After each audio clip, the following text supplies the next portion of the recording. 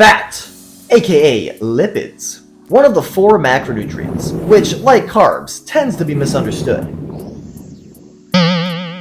Based on the name alone, it may be safe to assume that fat inherently makes you fat. But this is not the case. Just like the other macronutrients, they contain a certain amount of calories, and a calorie surplus or deficit will determine whether or not weight is lost or gained in the end. But interestingly, fat contains 9 calories per gram.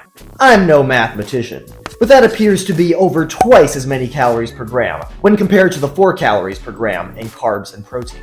Yes, fats do contain the highest amount of calories per gram. This is why a tablespoon of pure oil, or pure fat, contains nearly as many calories as 20 cups of spinach, a vegetable comprised primarily of fibrous carbs. But wait!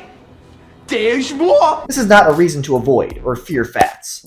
But like with the other macronutrients, it's important to understand the specifics so you can effectively incorporate them into your diet. As mentioned in our video on carbs, you cannot survive without protein or fat. In particular, fat is crucial for hormone function. And as we may know, hormones are the molecules that send messages throughout the body so that the body in question doesn't completely fall apart. But the specifics of just how beneficial the fat being consumed may depend on whether it is saturated or unsaturated. Unsaturated fats are the heroes of the fat world.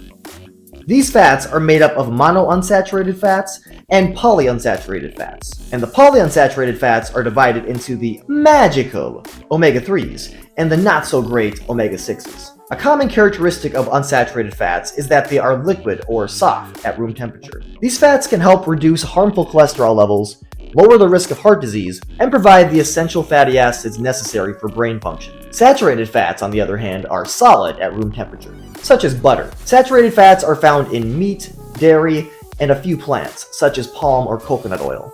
In moderation, saturated fats are necessary for hormone production, cell membrane structure, and the absorption of fat-soluble vitamins A, D, and K. However, excessive intake can contribute to elevated cholesterol levels and increased risk of heart disease. One type of fat that you definitely want to avoid is what is known as trans fat.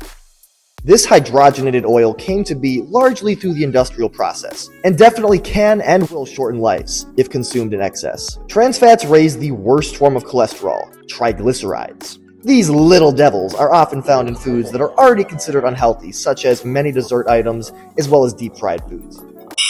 You'll want to focus on the neglected food groups, such as the whipped group, the congealed group, and the chocotastic.